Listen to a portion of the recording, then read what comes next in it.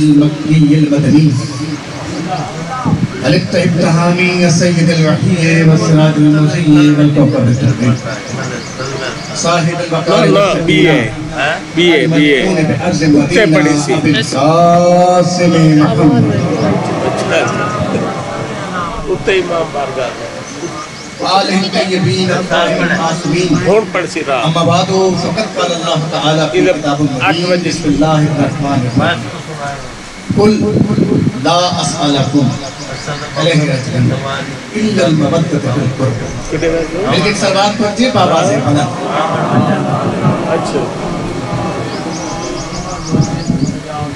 والے معصوم ہے کہ بلند آواز سے درود پڑھو تاکہ تمہارے دلوں سے بات جاتا رہے اور خلقت میں بات آتی ہے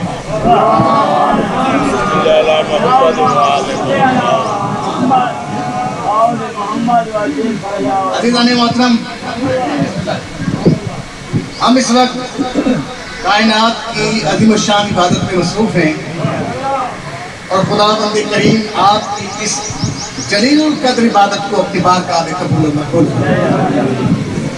سال سال ایک مجھ سے پہلے ماشاءاللہ آپ میرے بھائی سے بڑا سریلے ذاکر تھے اور قصیدے بھی سنے، مسائل بھی سنے، تھکاوٹ کا احساس بھی ہے، لیکن آپ یقین جانیے کہ ذکر امام حسین ایسا ہے کہ ہر تھکاوٹ کو دور کر دے۔ دیکھیے حدیث نبوی ہے کہ جہاں پر ہمارا اور ہماری آل کا ذکر ہوتا وہاں پر ہم بذات خود تشریف لاتے ہیں۔ حدیث نبوی ہے، لیکن دنیا کے محافل کا بھی یہی دستور ہے، یہی دیکھا جاتا ہے کہ کون کون آیا ہے، کتنے وزیر آئے ہیں، کتنے مشیر آئے ہیں، کتنے MLA صاحبان آئے ہیں، کتنے بانیان آئے ہیں۔ ان محافل میں جو ہے جتنی زیادہ اعلیٰ شخصیات ہوں گی ان محافل کو اتنی ہی اعلیٰ محافل کہا جائے گا۔ محترم، سورج کی شعاع سولر انرجی میں کنورٹ کر دینے والی اعلیٰ شخصیات تو آپ کو اکثر محافل میں نظر آئیں گی، لیکن اپنی انگلی کے ایک اشارے سے سورج کو پلٹا دینے والے یہاں تشریف لاتے ہیں۔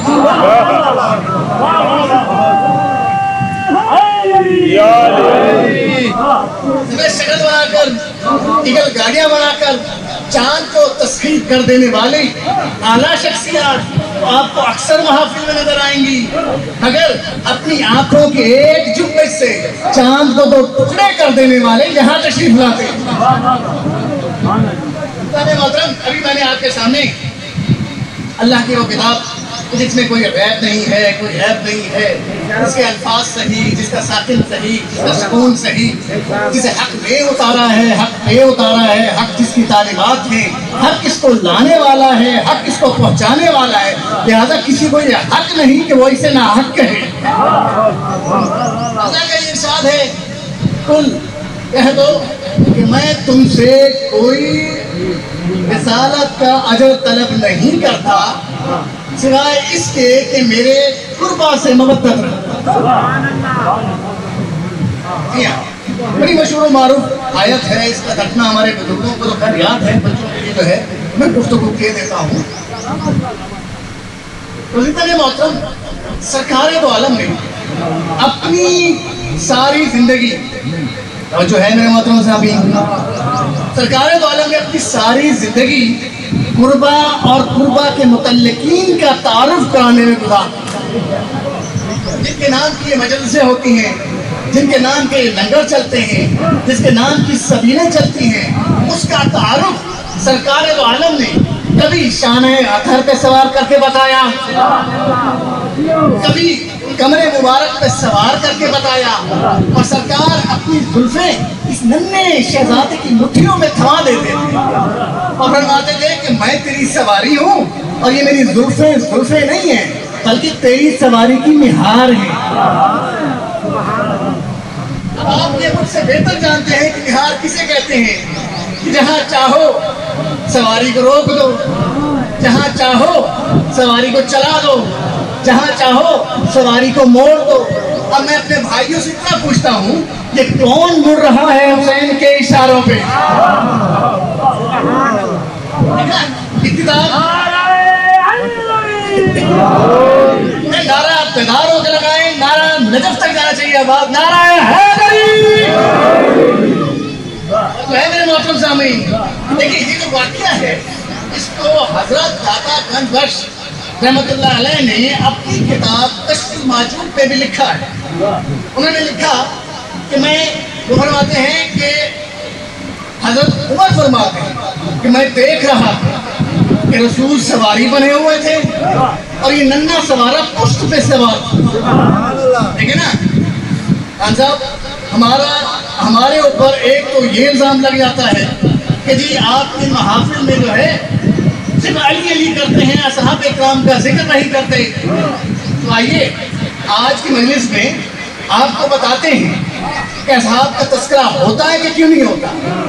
हालांकि जितना सहाबियत के म्यार को हम जानते हैं उतना कोई जानता ही नहीं है। मैं ज़ौक़ की नजर एक जुमला कहता हूँ कि सहाबियत का लफ्ज़ वो था जो कलमे नूर से रुखसार हूर पे लिखा जाता था। सहाबियत का म्यार तो बड़ा बुलंद है कि तुमने हर उठते बैठते जागते सोते और भागते हुए शख्स से सहाबी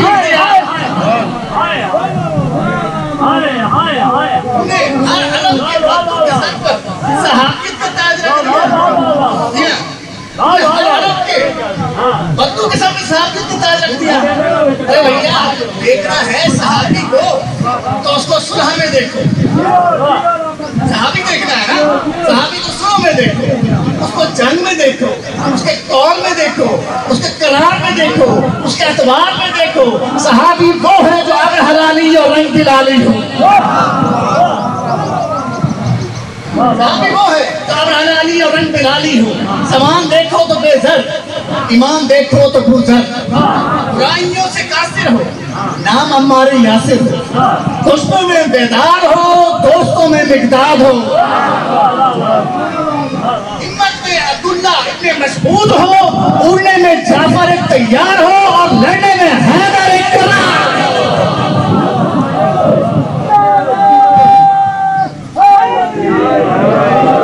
देखिए मुझे तो ये आसरा मिल रहा है कि मेरे उस्ताद मरहूम किबला आका सैयद वसीम अब्बास नज़ीर साहब यकीनन वो जन्नत में हैं, मालिक उनके दराजात बुलंद फरमाए, उनके हम असर हैं। मैं इनके एहतरामन नाम लेके कहना पुकारना मुनासिब नहीं समझता कि मेरे उस्ताद ने मुझे हमेशा यही सिखाया है कि बेटा जो इस जिक्र करने में आपसे सीनियर है उनकी हमेशा कदर। तो मुझे तो आज ये आसरा है कि मेरे पीछे मेरे बुजुर्ग बैठे हैं, अगर मैं कहीं गिरने भी लगूंगा तो मुझे संभाल लें। तो देखिए सहाबी वो है जो रसूल का जानिसार हो, अली का वफादार हो और जनाब बीबी सैयदा का ताबेदार। सहाबी वो है जो आसमान पर हो तो आसमान के सितारे, अगर जमीन पर हो तो बसीरत के मीनारे, अगर कुरान के साथ हो तो कुरान के पारे और अगर अहले बैत के साथ हो तो सारे हमारे। हमें कहते हैं तस्करा नहीं होता, तो हज़रत उमर फरमाते हैं कि मैं देख रहा था कि रसूल सवारी बने हुए थे और ये नन्हा शहजादा रसूल की पुष्ट पे सवार था और सरकार दो आलम ने जो है अपनी जुल्फें इस नन्हे शहजादी की मुट्ठियों में थमाई और साथ ये फरमा रहे थे कि बेटा हुसैन मैं तेरी सवारी हूँ और ये मेरी जुल्फे नहीं है बल्कि तेरी सवारी की निहार है। निहार किसे कहते हैं कि आप मुझसे बेहतर जानते हैं। अब मुझे आप सोच के बताइए कि कौन मुड़ रहा है हुसैन के इशारों पर, जिसके लिए सवाला अंबिया को ये हुक्म है कि वहां मुड़ो जहां मेरा ये रसूल मुड़े। आदम वहां मुड़े जहां रसूल मुड़े, नूह वहां मुड़े जहां रसूल मुड़े, इब्राहिम वहां मुड़े जहां रसूल मुड़े, मूसा वहां मुड़े जहां रसूल मुड़े, ईसा वहां मुड़े जहां रसूल मुड़े और रसूल वहां मुड़े जहां हुसैन मुड़े।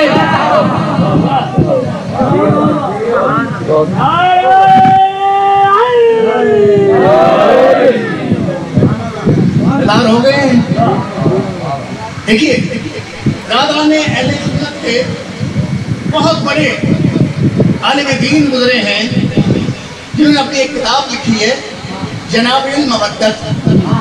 قاضی سلیمان نقشبندی سلسلہ ان کا حنفی بھی ہے کنجوسی بھی ہے. انہوں نے اپنی کتاب جناب المودت میں لکھا ہے. کیا لکھا کہ سرکار دو عالم کی زبان سے اس ننھے شہزادے کے لیے قصیدہ. دیکھیے قصیدہ ہے سرکار دو عالم کی زبان سے. میں تو اسے سنانے لگا. اب داد دنوں کو وہاں دیجیے. اب صاحب کتاب یہ لکھتا ہے کہ مسجد مدینہ صحابہ کرام سے چھلک رہے ہیں. صحابہ کرام جو ہے سرکار دو عالم کو کن نجوم کی مانند گھیرے ہوئے اور آب وحی کی زبان سے جو ہے خطبہ فیض چل رہا. ہوائیں رک رک کے سن رہی تھی, غذائیں جھک کے سن رہی تھی, عیسیٰ ملاحظہ کر رہے تھے, یعقوب سکتے میں کھڑے تھے, ارواح انبیاء ساری وہاں موجود. دیکھا صاحب کتاب لکھتا ہے. لیکن مجھے اس بات کا علم ہے کہ لوگ تھکاوٹ کے بعد 5-10 منٹ کے لیے جاتے ہیں, تھوڑا سا سانس لے کے پانی پی کے واپس آ جاتے ہیں. میں انشاءاللہ انتظار کر رہا ہوں, سب کا آہستہ آہستہ آ رہے ہیں اور کوشش ہوتی ہے سب کو ساتھ لے کے. ایک صلوات پڑھ دیجیے بآواز مدد.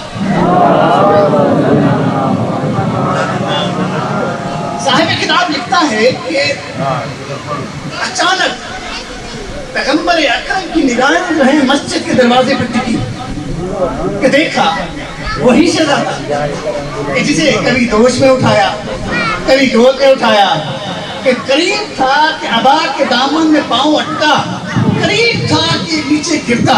پیغمبر اکرم نے جو ہے بجلی کی تیزی سے خطبے کو چھوڑا, صحابہ سے گزرے اور بچے کو گرنے سے پہلے ہاتھوں پہ اٹھا لیا.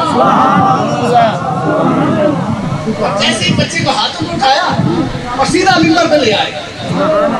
پہلے تو خطبہ دے رہے تھے, اب خطبے کا آغاز یہاں سے کیا. یہ وہ قصیدہ ہے جو پیغمبر اکرم کی روانی ہے. اب خطبے کا آغاز کہاں سے کیا؟ یا ایھا الناس ھذا حسین. دیکھیے نام حسین کو اٹھایا ہوا. یا ایھا الناس ھذا حسین فاعرفوہ. لوگوں اچھی طرح پہچان یہ میرا حسین, اچھی طرح پہچان یہ میرا حسین ہے. منصروح ہو کہ جب کبھی اس پر مشکل پڑے تو تم پہ واجب ہے کہ اس کی مدد کرو.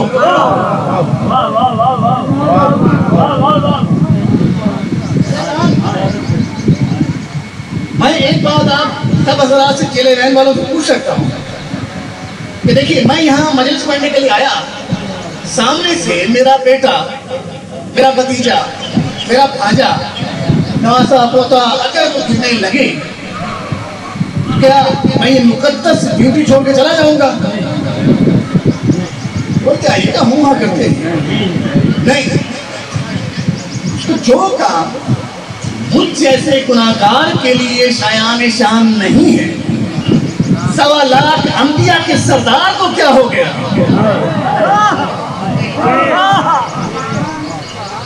نہیں میں نہیں سمجھا سکا. میں آپ سے پھر پوچھتا ہوں کہ اگر یہاں پر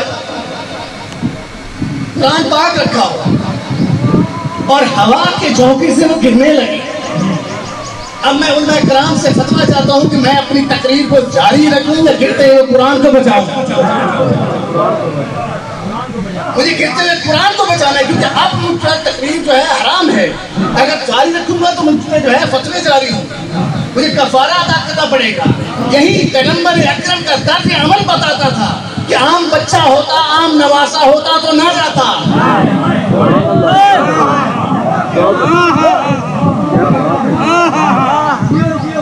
عام بچہ ہوتا تو نہ جاتا, کیونکہ گرنے والا قرآن ناطق کا پارا تھا.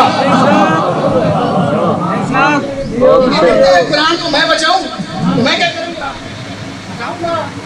سینے سے لگاؤں گا, سنوں گا, قرآن کھول کے کوئی آیت پڑھ کے اس کی تفسیر شروع کر دوں گا. یہی پیغمبر اکرم نے کیا. سبحان اللہ. پیغمبر اکرم نے کیا فرمایا؟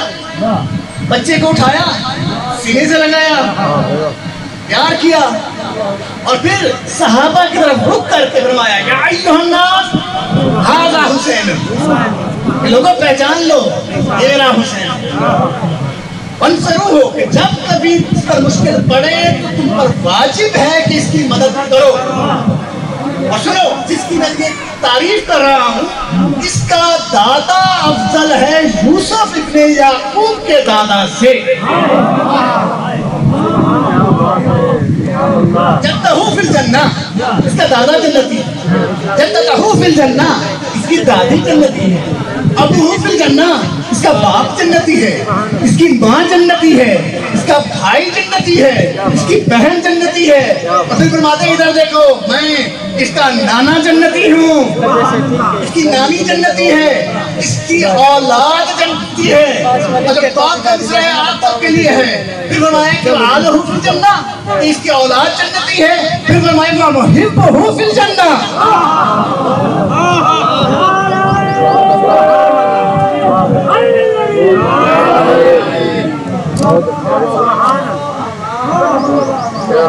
لبیک یا حسین، لبیک یا حسین، لبیک یا حسین، لبیک یا حسین، نعرہ حیدری۔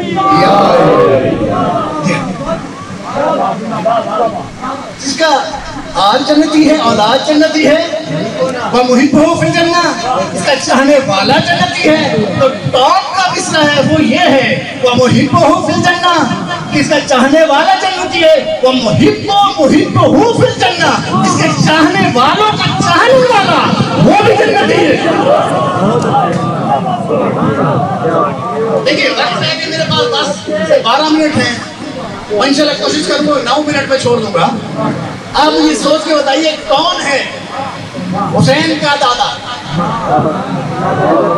کون ہے حسین کا دادا؟ جی جناب عمران، نام ہے عمران، کنیت ہے ابو طالب۔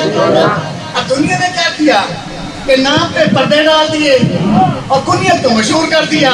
کیوں کہ قاری قرآن پڑھنے والا جب سورہ آل عمران پڑھے تو اسے یہ پتہ نہ لگے کہ کس عمران کی آل کی فضیلت بیان ہو رہی ہے۔ دیکھیں برادران اہل سنت کے بہت پیارے پیر گزرے علامہ حفظ الرحمان صاحب، وہ یہ لکھتے ہیں کہ جناب ابو طالب کا کوئی قصور نہیں، ان کے صرف 2 ہی قصور ہیں۔ پہلا قصور یہ کہ علی کا باپ کیوں ہے،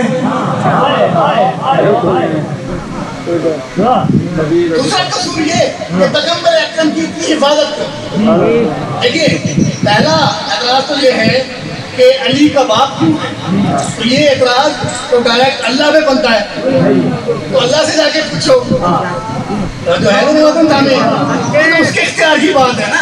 جس کو چاہے جس کے گھر میں بنزی پیدا کر دے، کسی کو چاہے تو عیسائی کے گھر میں پیدا کر دے، کسی کو چاہے تو یہودی کے گھر میں پیدا کر دے، کسی کو چاہے تو کسی مسلمان کے گھر میں پیدا کر دے، کسی کو چاہے تو کسی مومن کے گھر میں پیدا کر دے، اور پھر کسی کو چاہے تو اپنے گھر میں۔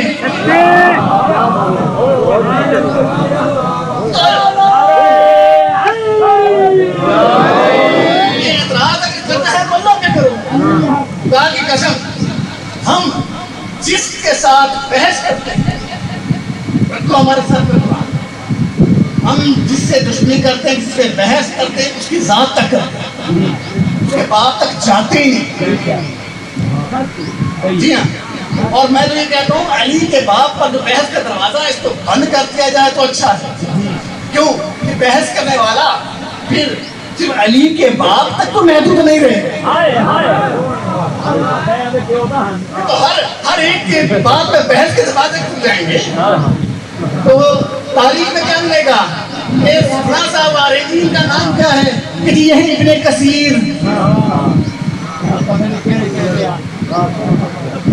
جی ہاں، یہ کون ہے جی ابن عوام۔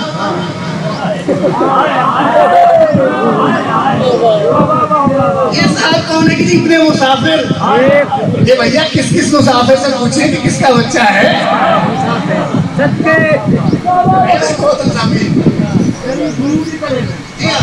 ہم جس سے بحث کرتے ہیں نا اس کی ذات تک رہتی ہے۔ اگر دشمنی علی سے ہے تو کرو علی پہ بحث، کرار تھے کہ فرار۔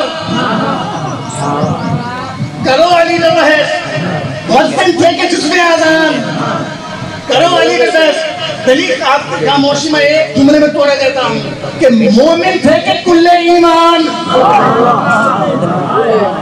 کرو علی کا بحث۔ ساری زندگی ایک سورت یاد نہ ہوئی یا ایک رکعت سے دوسری رکعت تک پورا قرآن ختم کرتا تھا۔ نصیحت والی نہ کرو، بچپن میں سانپ کا منہ توڑ دیتا تھا یا بڑھاپے میں دیکھ کے دل چھوڑ دیتا تھا۔ بحث کرنے والی میں کرو، دیکھیے۔ اور دوسرا حضرات کے پیغمبر اکرم کی اتنی حفاظت کیوں کی؟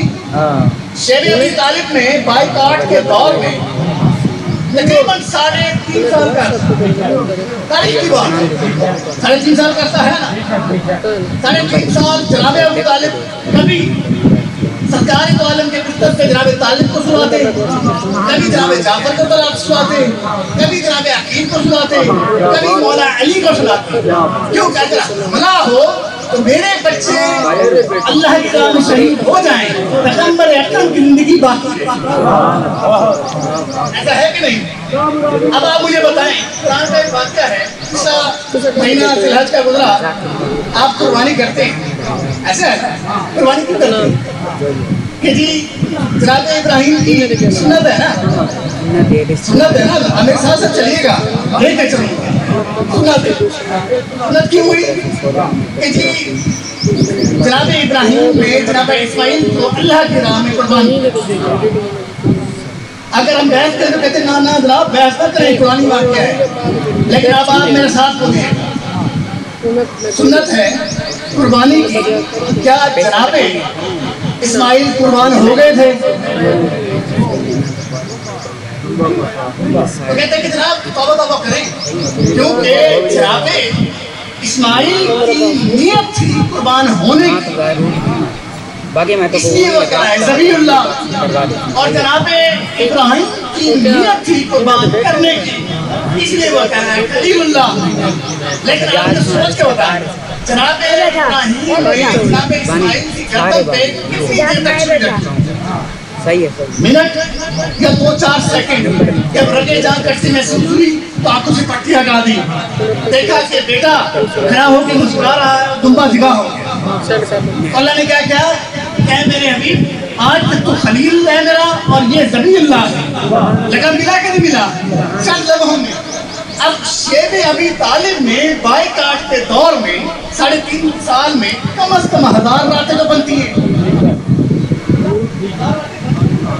1000 راتیں بنتی ہیں۔ تو آج مجھے پھر کہنے کا حق حاصل ہے کہ جو جذبہ جناب ابراہیم اور جناب اسماعیل کا تھا اس کو کم از کم 1000 سے ضرب دو تو وہ کہلائے گا جذبہ ابو طالب۔ ایک جمعہ اور فضائل کا مسائل کے پھر میں آپ سے زیادہ چاہتا ہوں، کیونکہ میں اپنے بزرگ کو زیادہ دیر تکلیف نہیں دے سکتا، اگر قبلہ کا حکم ہو تو میں یہی چھوڑ دوں۔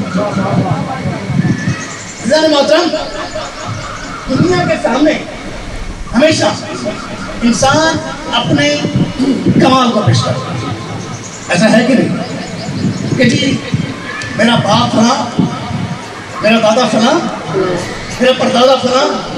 کبھی آپ نے یہ سنا ہے کسی نے کہا کہ میرا دادا چور؟ کہیں سنا ہوا؟ میرا پیو ڈکیٹ کہیں سنا ہے؟ نہیں۔ دنیا کے سامنے ہمیشہ انسان اپنے کمال کو پیش کرتا ہے، اور جس جنگ میں بھی مولا علی گئے ہیں تو سینے پہ ہاتھ مار کے فرمایا ہے انا علی ابن ابی طالب، ہاں میں تو ہوں ابو طالب کا بیٹا۔ مولا علی کا سینے پہ ہاتھ مار کے کہنے کا مقصد یہ تھا کہ ہاں میں تو ہوں ابو طالب کا بیٹا، ذرا مد مقابل بھی تو بتائے کہ ہے کس باپ کا بیٹا۔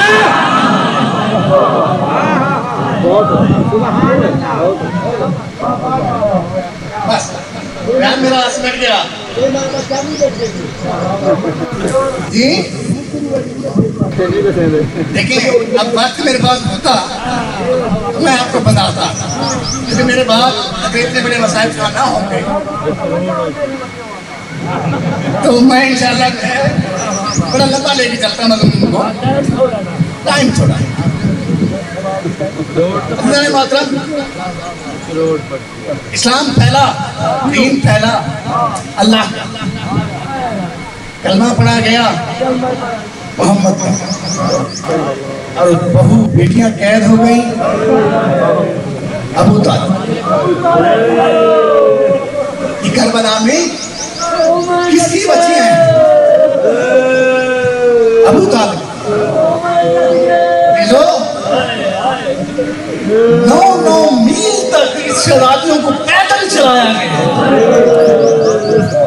آپ پڑھنے والوں سے سنتے ہیں کہ سر پہ چادر نہیں تھی، پڑھنے والوں سے پوچھئے گا کہ سر پہ چادر تو تھی نہیں، کیا پیروں میں جوتیاں تھیں؟ جوتیاں تو چل گئی شام غریبہ میں، مگر واہ علی کی بیٹی کیسے چلی ہوگی؟ زخمی قدموں سے جب دربار میں پہنچی ہے نا، اور دربار میں جا کے قدم رکھا اور زبان مبارک سے نکلا بسم اللہ الرحمن الرحیم، تو پورے دربار میں سناٹا طاری ہو گیا۔